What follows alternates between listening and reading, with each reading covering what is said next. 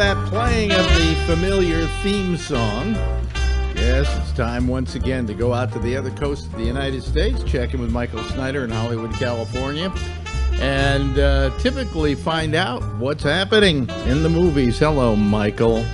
Hi, Alex, and hey, listeners. It's time for movies, and we've got a few of them. Let's put it that way, and we'll do a quick catch-up of last week's as well, but let's get down to what's new. If you're ready for a bit of the old ultra-violence, John Wick Chapter 3 Parabellum is here. It's the third installment in the John Wick series, starring Keanu Reeves as taciturn, tireless, and super efficient professional assassination Wick.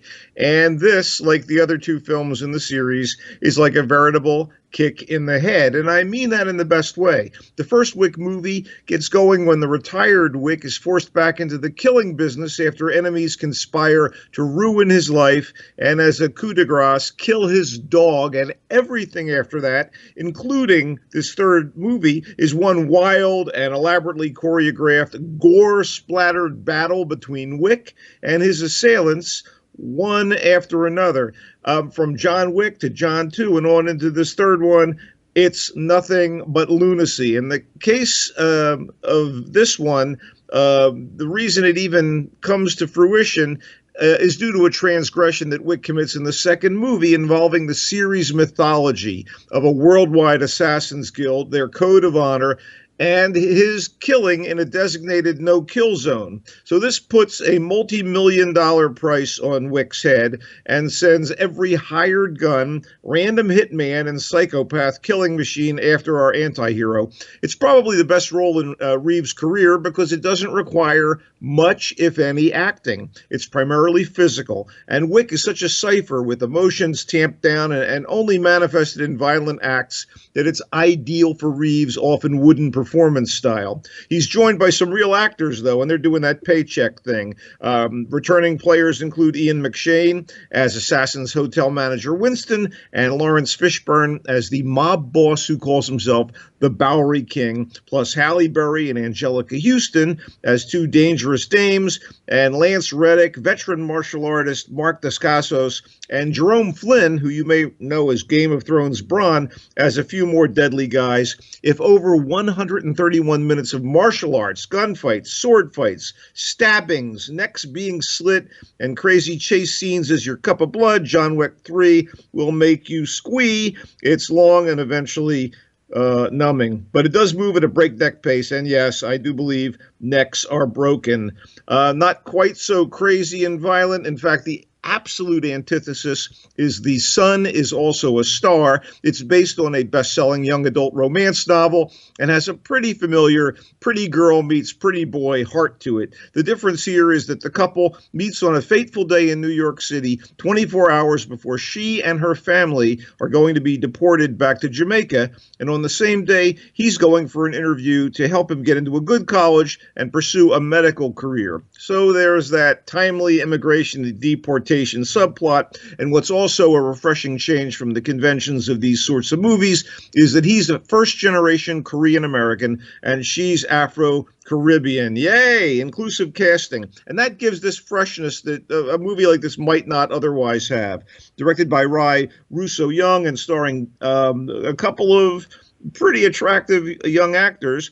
Yara Shahidi as Natasha, and Charles Melton, who you may remember as, I don't know, Reggie on Riverdale, maybe not. He plays Daniel. And the only recognizable actor is John Leguizamo as the legal advisor they both go to see on that same day. A lot of coincidences, but you know what? This is some sweet stuff. And if you need a date movie and you're in your teens, and I am in no way, shape, or form either of those, this is right for you.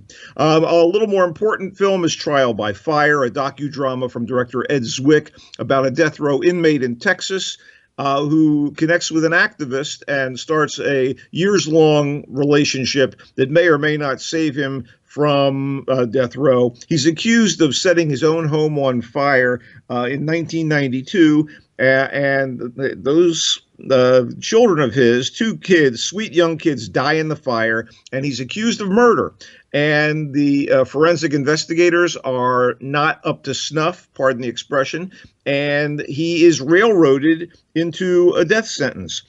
This is a little sensationalistic in places, but very effective and ultimately heartbreaking. It's a brutal, provocative story, and it brings up the subject of the death penalty. Solid performances by Jack O'Connell as the accused and Laura Dern as the single mom turned anti-capital punishment activist. Is it great? No. Is it a little dry here and there? Yes. But I mean, it's a story that I thought was compelling as I watched the film. Trial by fire. Maybe you want to wait till it's on video. Maybe it's not your cup of tea, but I thought it was pretty cool. Finally, Photograph is the tale of a street photographer in Mumbai and the young student that he meets and photographs by chance, and the relationship that develops between them when she agrees to pose as his fiancée to satisfy his grandmother, a traditionalist who won't rest until he's married. It's another wonderful blend of love story and character study in the context of the culture and customs of India from Ritesh Batra, who was the writer-director of the similarly conceived and executed movie The Lunchbox. I think The Lunchbox may be a bit more of a revelation and a treat than Photograph, but I don't want that to diminish how charming and sweet and enlightening Photograph is as a look at one corner of modern Indian society and as a romance. Although it's in no hurry to get where it's going, it's a delightful ride. Really quick, last week Tolkien came out, a decent if underwhelming biopic about the Lord of the Rings author with Nicholas Hoult as J.R.R. During his time at Oxford and in the trenches of World War I, and Lily Collins as the young woman he would marry. All Is True, starring Kenneth Branagh, who also directed, and Judi Dench as Mr. and Mrs. Will Shakespeare during the Bard's final days. And it's written by Ben Elton of the Shakespeare sitcom Upstart Crow. Charlie Says, a documentary, well, not really, but a movie about Charles Manson. Matt Smith plays Manson in Mary Harron's Inside Look at the Three Main Women in Manson's Family. It's weird. Matt Smith has played Prince Philip, Robert Mapplethorpe, and Charlie Manson. Not nice guys. Anyway, Palms, a movie that was pretty horrible to watch, with Diane Keaton and Jackie Weaver as a couple of golden agers who want to start their own cheerleading squad at one of those retirement communities. Yikes. And finally, just as unfunny, The Hustle with Anne Hathaway and Rebel Wilson in an unfunny female remake of Dirty Rotten Scoundrels. Caveat emptor. What are you watching, buddy? Anything interesting? Well, I binged watched. Oh, hold on a second. I have some kind of weird sound going on here. Anyway, I binge watched Lucifer, which is one of my favorite shows. So it's on Netflix, and it is probably the best season they've ever done. I love Lucifer. I think Tom Ellis could be a candidate for the next James Bond, as far as I'm concerned, the lead actor in Lucifer, and I'm so glad Netflix rescued it. I agree with you. I'm available in Tweetland, Twitter at Culture Blaster, and on Facebook at Michael Snyder's Culture Blast page, and here on GABNet. Back to you, buddy. And there's more GABNet coming right up if you stick with our 24/7 feed. Otherwise, to hell with you. Thank you, Michael. We'll see you next week.